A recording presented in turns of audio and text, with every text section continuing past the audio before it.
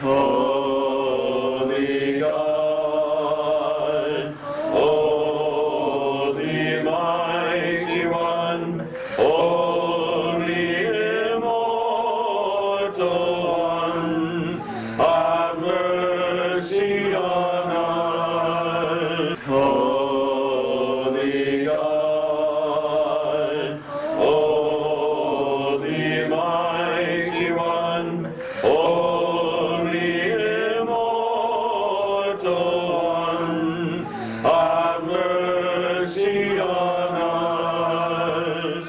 This is the fifth in our reflections on the idea of involuntary sin, that phrase that we get in our prayer text so often, thinking about what this could mean, using especially as our guides the writings of a number of the fathers of the Church, most especially St. John of Damascus and his predecessors, St. Maximus the Confessor, St. Dionysius the Areopagite.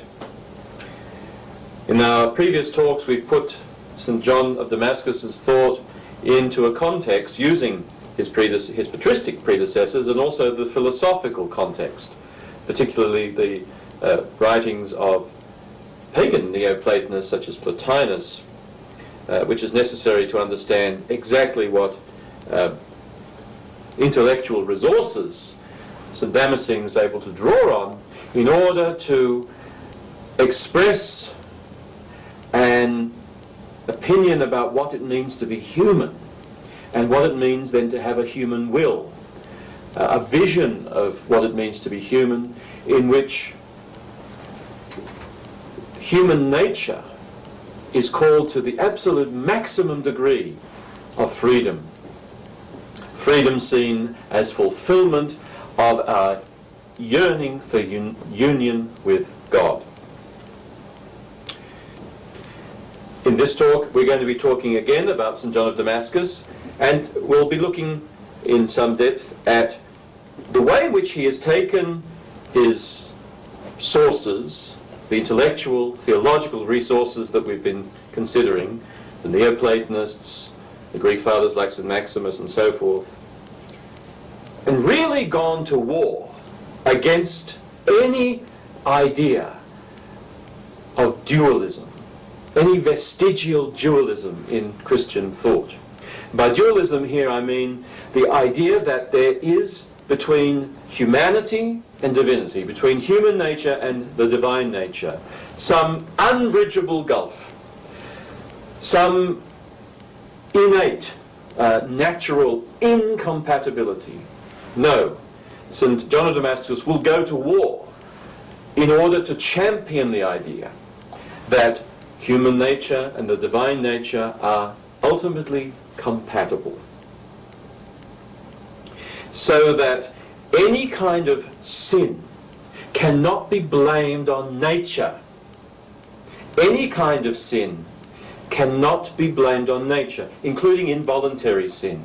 We can't use the excuse of nature to say that we have been unable to fulfill our natural our desire to do good. No. If we sin, it's because our nature is not bad or corrupt or wicked or evil or incapable of doing good. If we sin, it is because our nature is diseased. Our nature is sick and we need to be healed. And this includes involuntary sin. If we sin against our will, it's not because our nature has made us do it. It's because our nature is sick. And it is the disease, not the nature, but the disease, the moral disease to which we are subject, that has led us astray. So again, we turn back to consideration of some of the foundational concepts that John is working with in order to establish this position.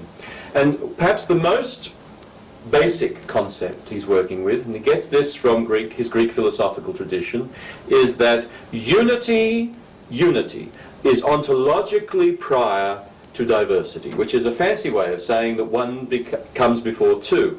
But by this he doesn't just mean that we count in order, 1, 2, 3, 4.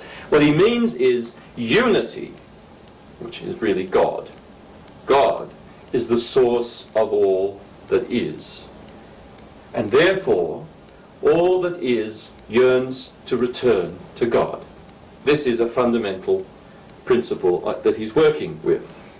He says, St. Damascene says, in the very first chapter of his exposition on the Orthodox faith, the third part of the Fountainhead of Knowledge, his great work, he says, having first quoted the great Shema, the Hear, O Israel, the Lord your God is one God, in support of this idea that unity is first, oneness is first, St. John Damascene goes on to say, besides all this, that is the scriptural arguments, it is naturally necessary that the originating principle of duality be unity. Now, Damascene here is clearly using the thought of the Christian Neoplatonists that he's read so carefully, especially St. Dionysius. Through the Dionysian texts, this theological tradition has appropriated fundamental philosophical notions, in particular, two. One, evil does not have any substance of its own. Evil does not exist by itself. This is an idea that was certainly present in even pagan Neoplatonist thought, but it is also present in the scriptures. The whole basis of the Hebrew scriptural idea of creation from nothing means that God is the creator of all things, and God cannot create evil. So here we have philosophy and scripture supporting one another beautifully. That's the first point. Evil has no substance. Evil is simply a corruption of what is. It doesn't exist in its own right. And the second thing is that freedom is not primarily the ability to choose what we like from among many different choices. Because remember, the many things that we can choose have all their origin in one thing. And it is that one thing behind all, that one unity behind all multiplicity, that we are really always reaching for.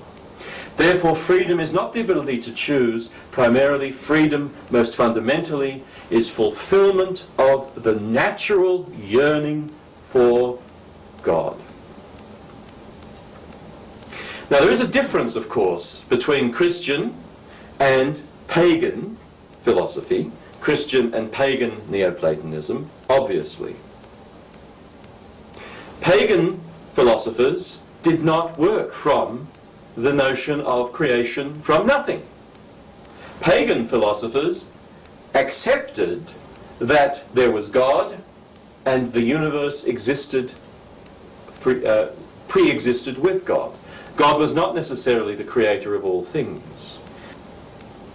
Therefore, the fundamental correction that St. Dionysius and his heirs, like Damascene, like Maximus, make to the Neoplatonic philosophy they were reading is to insist on the direct creation by God of all being.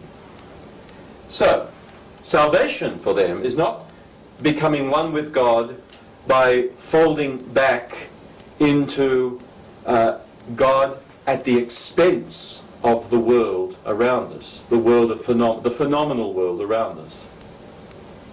We don't leave the world to enter into God's world, because God is the source of all worlds. We take the world with us. We take all that is good in the world with us in this return to God, in the fulfillment of our freedom, the fulfillment of our natural desire for God. We take everything that is good in our lives with us. This has immense consequences for the theology of the will. Because one of the means by which we take things with us is by exercising our will, by deciding what is good, by distinguishing what is good from what is simply a corruption of the good. By living lives in accordance with God's will, we take with us on our spiritual journey back to God all that is good. The tradition, therefore, that St. John of Damascus has inherited is radically opposed to any form of dualism. All being has its origin in the personal love of the Father, hypostatic love of the Father. A love that is, as we've seen, not necessary, but because it is for the because God's nature is to love, it's free, the fulfillment of His love. It is significant that John begins his major work, his Fountainhead of Divine Knowledge, the very first part being the Dialectica, the philosophical section of the Fountainhead, not by a metaphysical assertion, but with a statement about how we know anything. God gives us the light by which we see. It's divine illumination. In other words, we are illumined directly by the Father through the Spirit sent forth in the Son. St. John says, nothing is more estimable than knowledge, for knowledge is the light of the rational soul. In other words, the principle of being and the principle of knowing, the source of life and the source of our knowledge of life, absolutely identical. God, the Father. This means that the proper response of us creatures, as both living and thinking creatures, is also the same. As we are, so should we do. And it is the will that enables us to join our doing with our being. It's the coordinating faculty. This is the practical application of that two-act theory that we were talking about a couple of reflections ago. What we do on the outside is a true reflection, or should be, if all is well, all is healthy, a true reflection of who we are on the inside.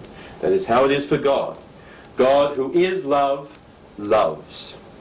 And we who are we are also lovers, as human lovers, on the inside, yearning to love in our external energy, in our external operations, in the way in which we deal with the world around us. To the extent that we creatures fail to direct our will toward the fulfillment of our nature, to the extent that we fail to love, this is a consequence of some disruption, some disease within us. This is why St. John of Damascus, following St. Maximus, so concerned to distinguish between willing and how we will, between our ability to will in accordance with nature and the way in fact we express our will through deliberation and choice, natural will and gnomic will.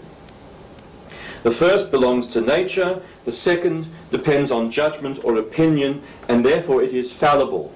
And if we find ourselves mistaken, we must return again to the truth. The perfect human being, Christ, possesses a fully human will in consequence of his assumption of human nature. But he did not exercise that will. Both fathers, all the fathers, are at pains to say. Christ, possessing a human will, is always united in that will to the Father's will. Which means he did not exercise his human will through the mode of deliberation, of judgment, of weighing means and ends. He saw clearly, and he did. He did in accordance with who he was, who he is. He does in accordance with who he is. Therefore, for us humans, growth in virtue means growth in conformity to Christ. It means coordinating our will, and through our will our choices, with what we naturally yearn for. Always the good, always love. Always in accordance with the wholeness of our human nature, our natural integrity. Rather than, we must always act, we must employ our will through the mode of obedience. Obedience, which is always fulfillment of our natural desire for God, not through the mode of our own gnome, our own seeking our own ends, substituting our own ends for those that we naturally yearn for. St. Damascene says, also in the exposition on the Orthodox faith, the third part of the Fountainhead of Knowledge, the third chapter, quote, "Now asceticism and the labours connected with it were not intended for the acquisition of virtue as something to be introduced from the outside, but for the expulsion of evil which has been introduced and is against nature, just as the steel's rust, which is not natural but due to neglect, we remove with hard toil to bring out the natural brightness of the steel." This is how St. Damascene presents sin to us. It's the soul rusting away. And if you want the soul to be healthy, you must remove the rust.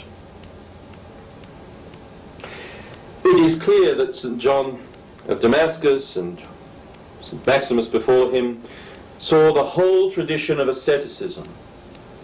All of us, monastic asceticism and also the asceticism of the laity, through the lens of this basic integrity of the natural.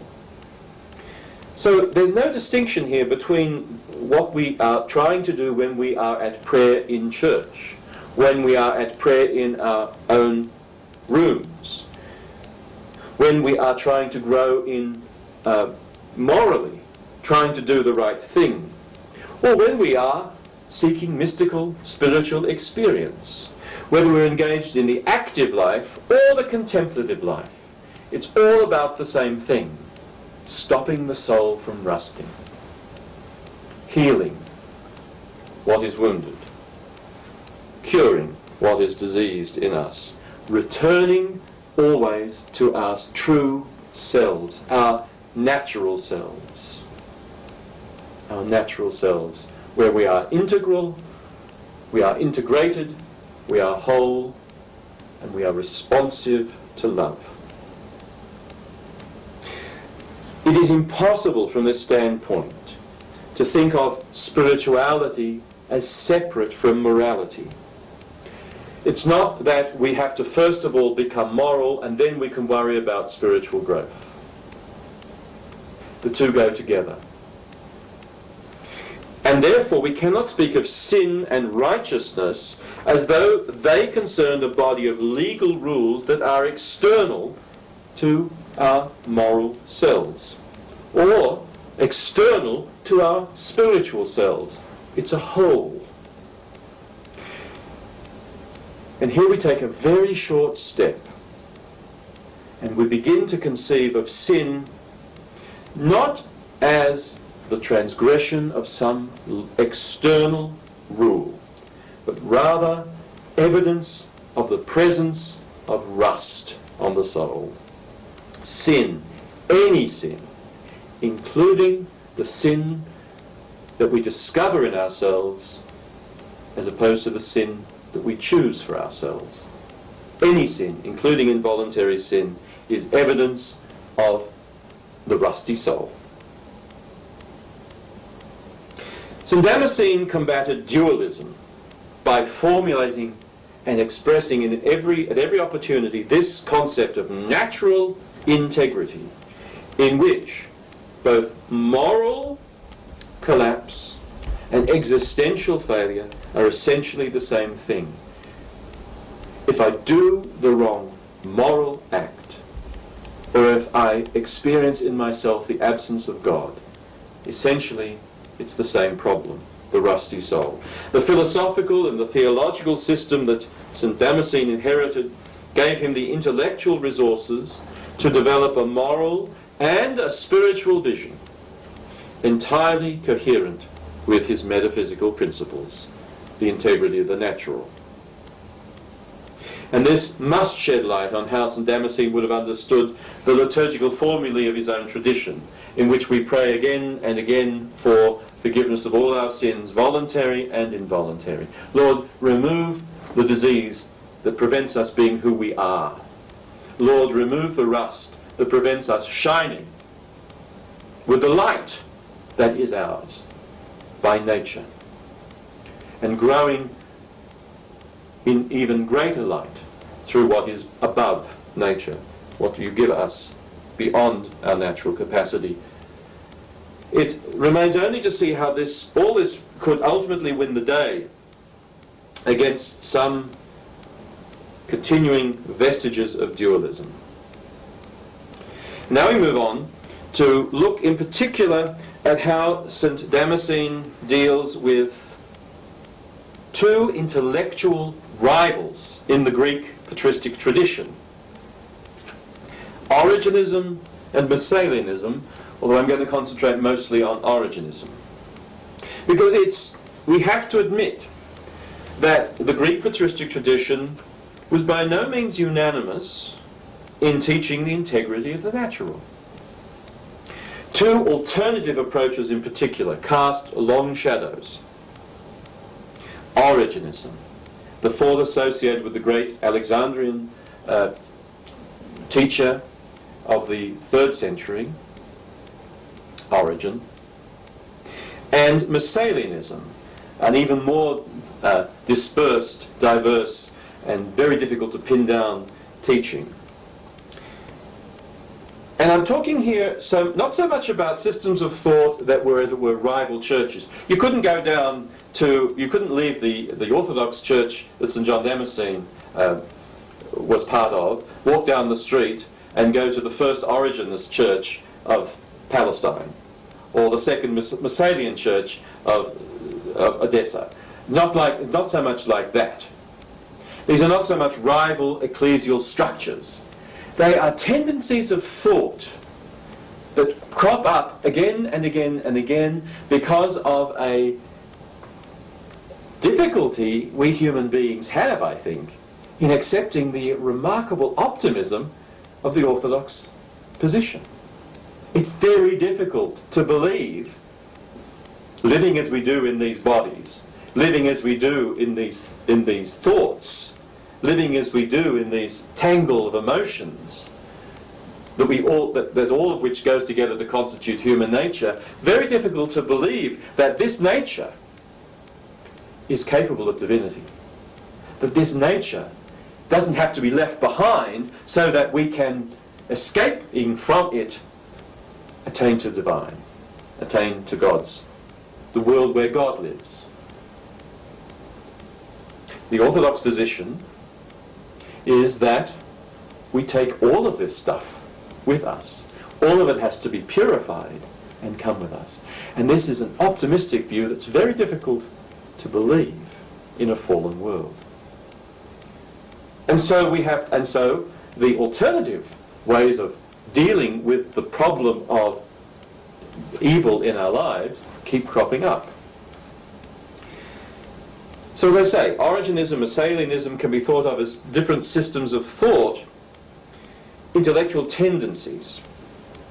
And they're especially a problem for someone like St. John of Damascus coming out of the monastic tradition, because the monasticism of the Christian East has an innate, must be admitted, distrust of the body and of physical passions.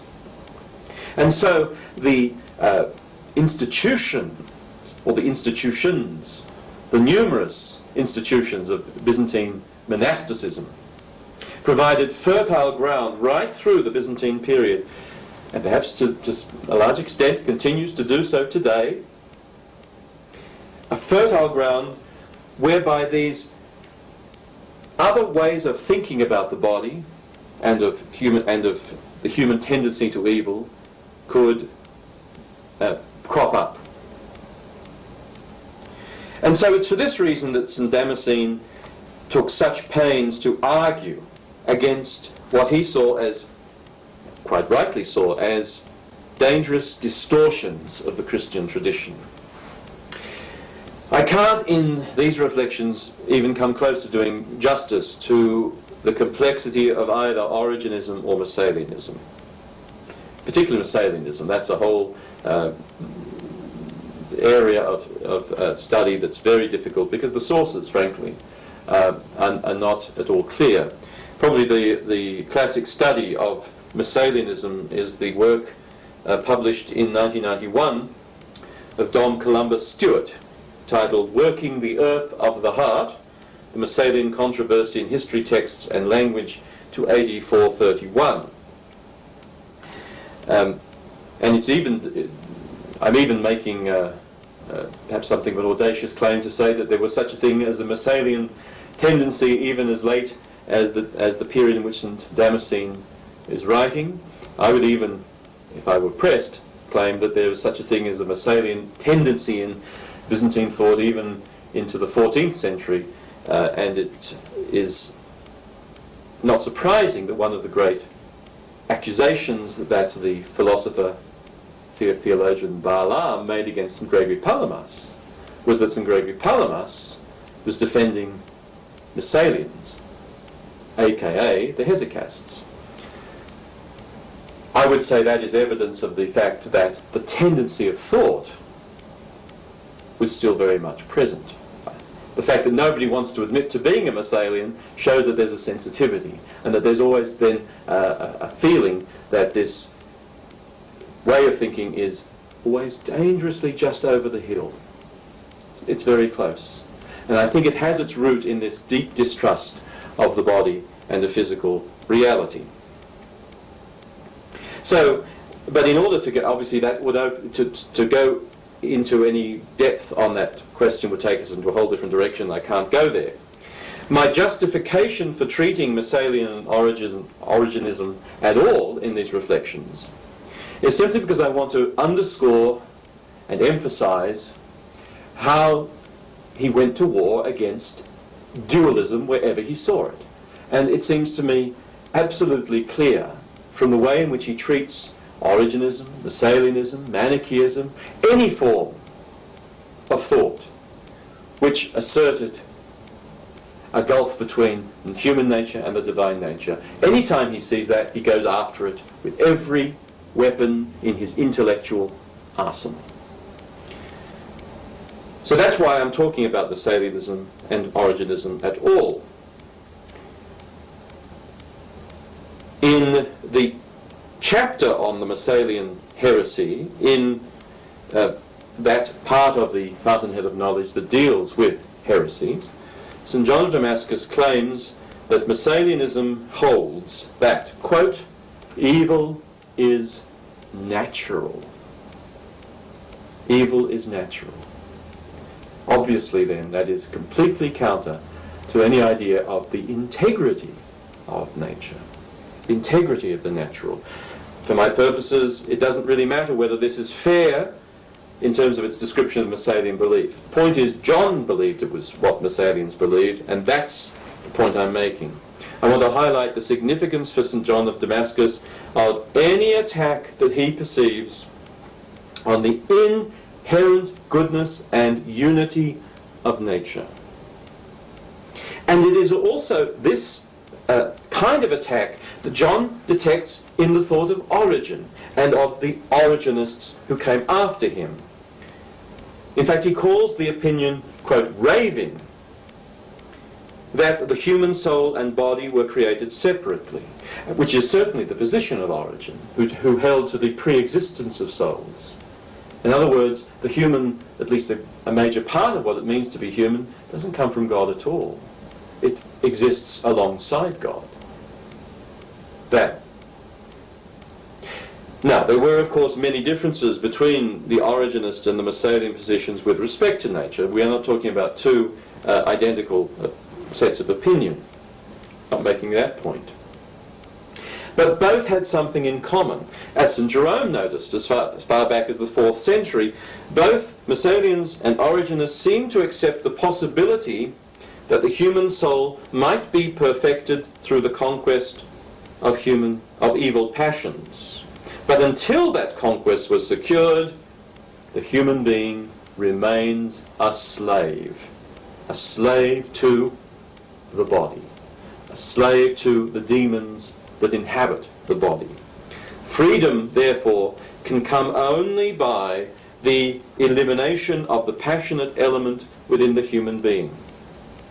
For Masalians, this seemed to require a victory over the spirit of evil that possesses the mind and the body.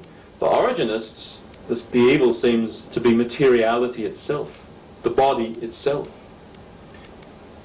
In both cases, human freedom requires the elimination of a significant part of the natural human experience. For Origenists, this seems to have been the body in toto. The body has to go. For Masalians, they seem to have had a contempt, perhaps not for the body itself, but for many things the body does, including caring for the poor, for example, including the sacraments, for example. This is what St. Damascene says the Masalians avoid. Quote, manual labour. And they are especially inhuman in their treatment of the poor. They have a contempt for churches and altars. They persuade fathers and mothers to neglect the rearing of children. They receive with alacrity slaves running away from their masters, and sinners coming to them without any absolution, without priestly sanction. In other words, you don't need to worry about bodies and the body's needs. You don't need to worry about human community, which is of course a community of bodies, a physical community. You don't need to worry about these things. All you have to worry about is some sort of spiritual life, separate from the physical, material life. St. Damascene rightly condemns this, because we can't divide the material and the spiritual in that way. There is no dualism in that sense, open to Orthodox Christians. Now, let me go on, having just touched very lightly, scandalously lightly, I'm afraid, on Masalianism, and focus a little more on the problem presented to St. Damascene of the Origenist thought tendency.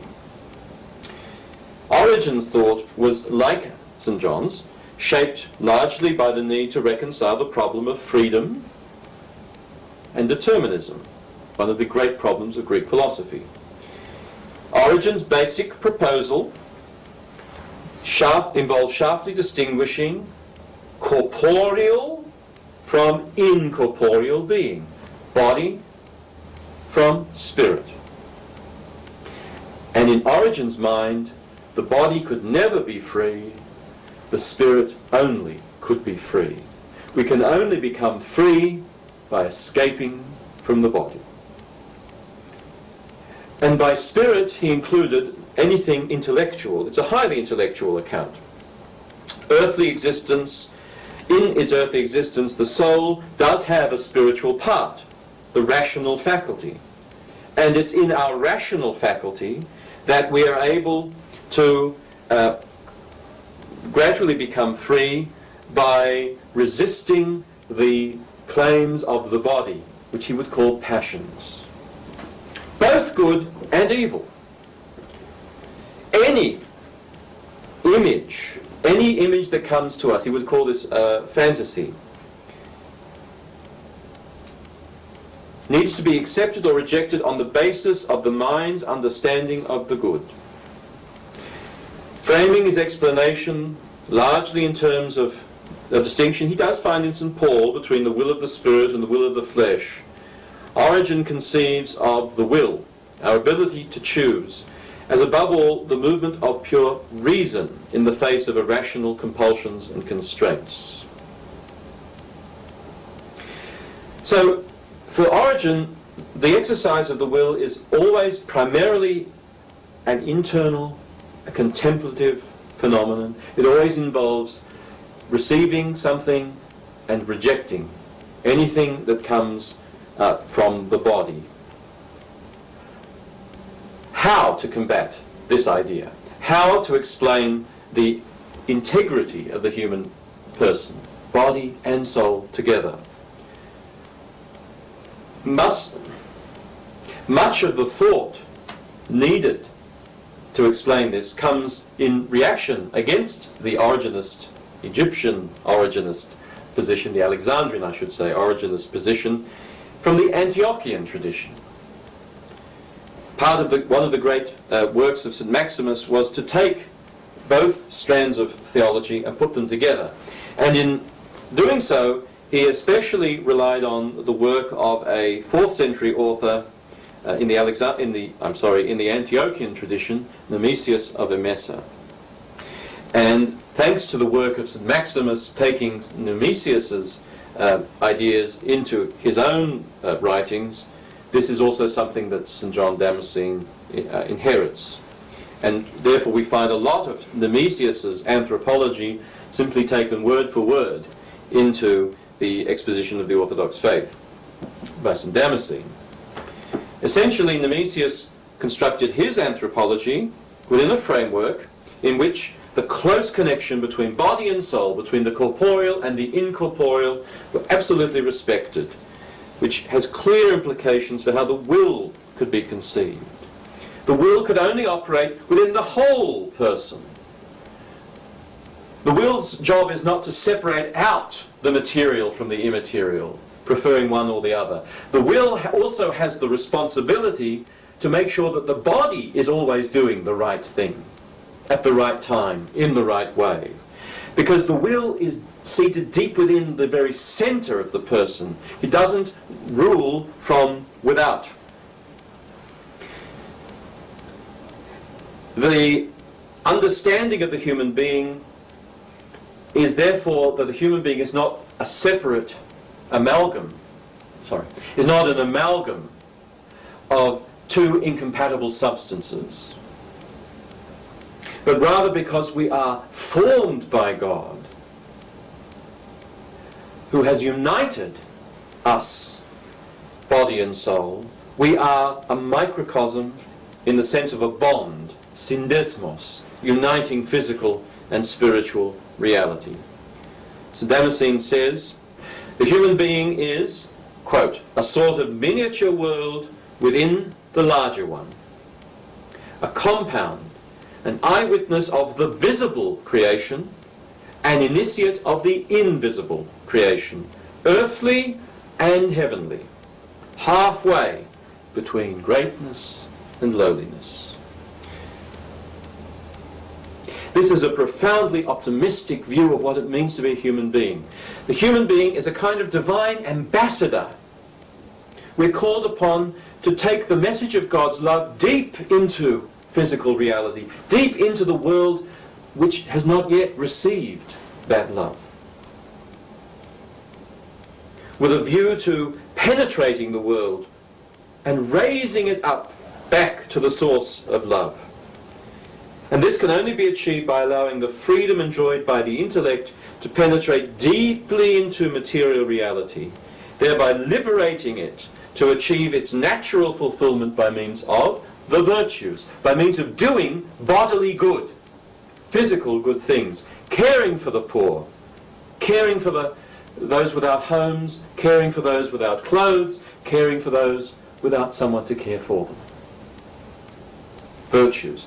All this depends on the human will. Quote, again from St. Damascene, the exposition of the Orthodox faith. The human being, having the power to persevere and progress in good with the help of divine grace, as well as having the power to turn from virtue and fall into vice, God permitting, because of the freedom of the will. Freedom here understood as the desire to take divine love and penetrate all reality, bringing with it this love. The human body, no less than the human soul, is the field on which the will can really go about the work of virtue. Precisely as embodied, the human beings are able to engage in the work of repentance and virtue, something which, as we have seen, is not something that pure spirits are capable.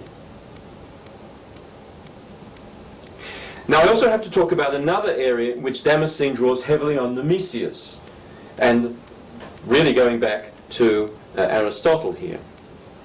Nemesius carefully distinguishes between voluntary and involuntary actions.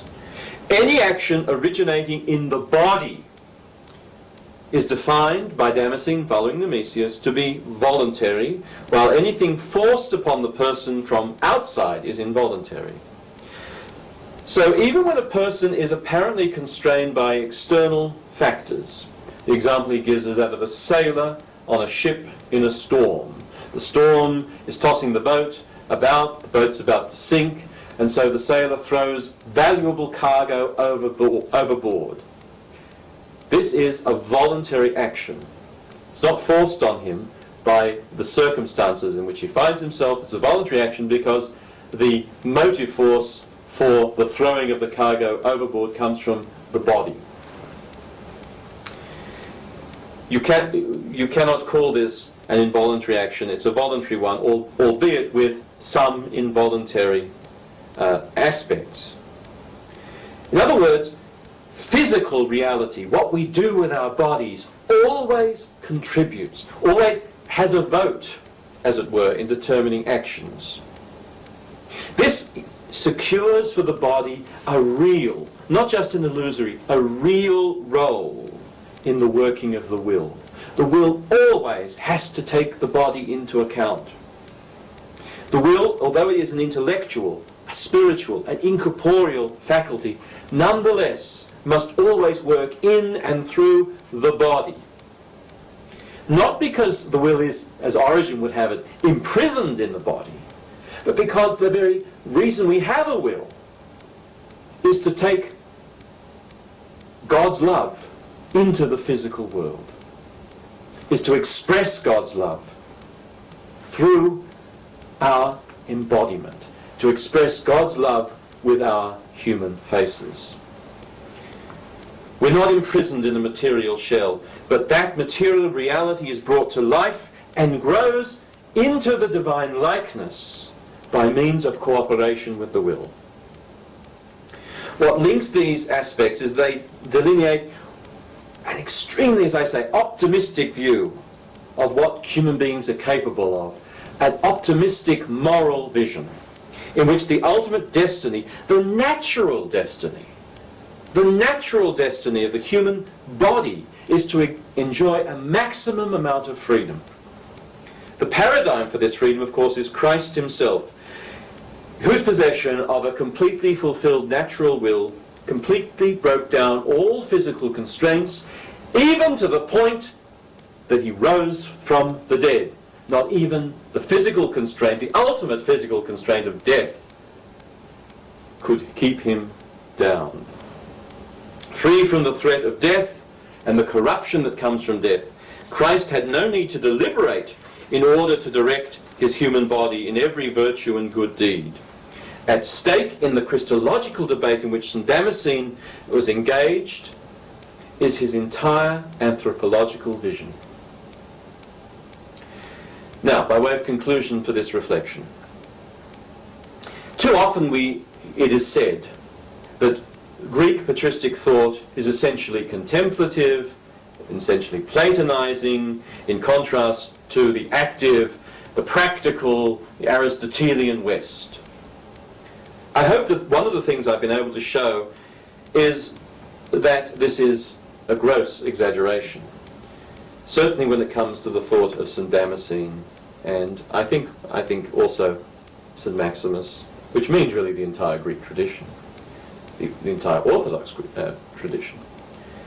Stung by Origenism, by Messalianism, even more profoundly by Manichaean dualism, stung by his discovery of vestigial dualism in the thought of people around him, Damascene drew on a variety of scriptural and theological and philosophical resources, all of which he put together to explain, to explicate, to describe a fundamental vision of human flourishing. This vision is founded on the inherent goodness of all creation, and it insists that the human will is the means not to the liberation of the soul from physical forces, but rather the liberation by the soul of those very forces, of our physical strength and resources, for the complete fulfillment of the natural potential of both body and soul. This has profound spiritual and ethical consequences. It's a vision that demands a program of total prayer and asceticism and moral living and deep charity for all, toward all. It's a vision that unites the best insights of Neoplatonist philosophy and Cappadocian theology and Antiochian ethics, as well as Aristotelian anthropology and monastic psychology, all of which are drawn together as a challenge to each Christian to accept the high destiny of divinization in Christ. If, partly on the basis of his understanding of involuntary sin, Augustine can legitimately be seen as a pioneer of the modern notion of the will as an expression of the ego apart from reason, separate from nature, the choosing machine, man as the choosing machine, I think in Greek patristic thought we find a very different account of what it means to be a human, far removed from the choosing machine. For Maximus, St. John of Damascus, involuntary sin reflects a failure not of the struggle of the ego for authenticity, but a failure of nature's struggle for authenticity. Not the failure of one part of the body, of one part of the human being, a failure of the total human being.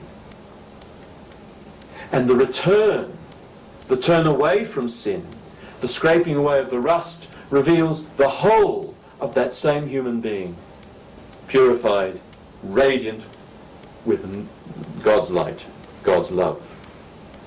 It's an idea that stresses the unity of the whole person and the integration of nature and the self.